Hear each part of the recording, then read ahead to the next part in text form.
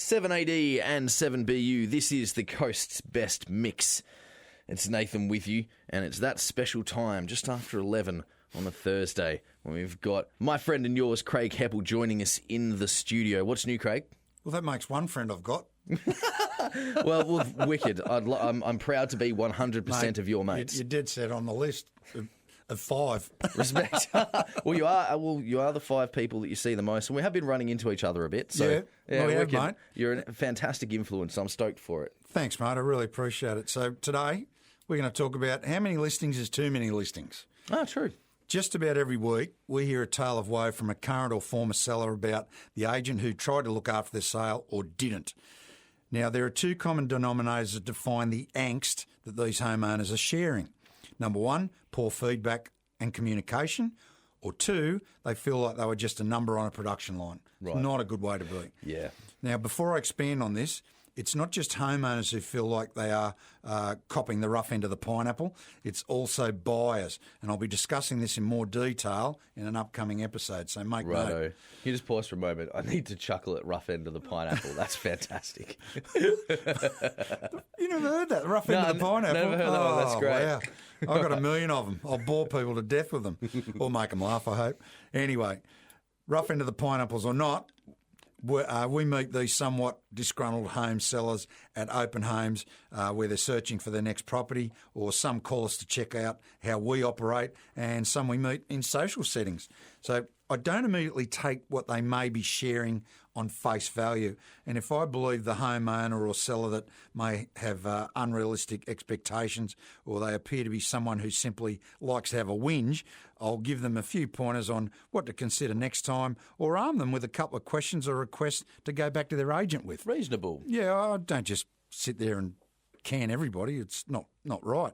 So, however, the majority appear to have a credible beef once I have asked them a few revealing questions, what I like to call peeling back the onion. Well, I like that. And it's quite apparent that those who have grounds for displeasure, first of all, explain that communication and feedback was lacking, then understanding that their agent possibly had more listings that they could properly manage. Yeah. Now, when we had a substantial business in Queensland, and at the height of the GFC, that was around the 2009 to 2013 period, I can recall having over 30 listings with two associate agents working for me and an office manager helping me.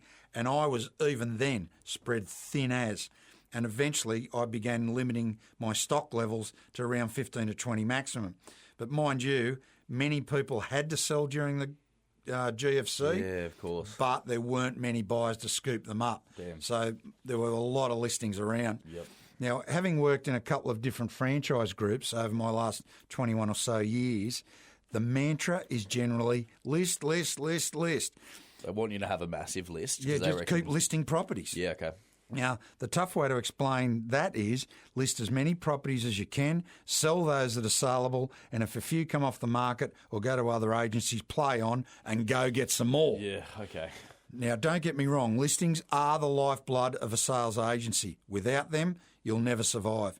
But it begs the question, do you have the time and resources to give every one of them a fighting chance to sell, or do you hold a manageable amount of listings and devote all your time to selling them? Clearly. Now, some of my worthy competitors are holding individually 30, 40, up to 60 listings. Now, I admire their efforts to win the trust of that many homeowners. However, in an evolving market, getting a 100% strike rate might be a bridge too far, no matter what and how many support crew you may have. That's a lot of balls in the air to be juggling. It's a lot of balls. 100%. So recently we found ourselves in our business with about 10 listings. Now, we normally hold around 6 to 8. Mm-hmm. That's where we like to be because we can give that personalised service. But we found ourselves with about 10, and we've already sold or put to contract 8 of them, with a couple of new listings coming on shortly. Nice. So our clients know exactly when we have inspections and a bit of background on those buyers, who the buyers were, what their circumstances are, their feedback and likelihood to buy or not. And they learn this all within an hour of us conducting an inspection. Wow. Because we keep it tight, we can keep it personal. Of course. And keep that communication flowing. So they're never guessing or wondering about what's going on with the sale of their home. So I also say this to people.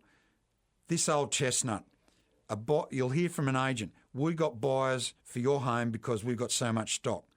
Remember this, no agent owns a buyer. Trying to control buyers is like herding cats. Yep. They do their own research and buyers follow property, not agents. Think about that, because all their searches are online, and when they see a home that they like, they'll either attend the open home or contact the buyer that holds that.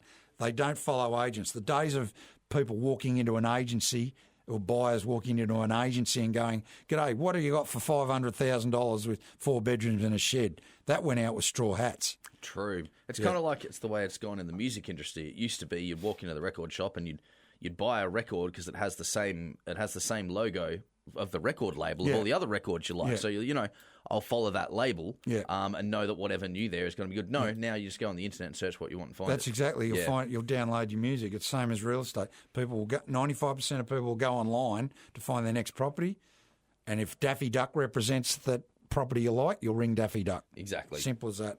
So, if you have any question about real estate or the current property market, make sure you email me, Craig at alverstonrealestate.com, or call me 0400 180 515. Now, if you want to listen to any episode of A Peek Inside, just head to our website, alverstonrealestate.com, go to media, radio, and they're all there. And you can hear Nathan and me waffle on. Yes, I love the setup that you've done with this. I love how switched on you are about all of this, of being able to link people back to your website, email, and to even go listen to the other episodes it's a little piece of magic. You're a scholar and a gentleman, Craig. Thank you. How lovely of you to say that.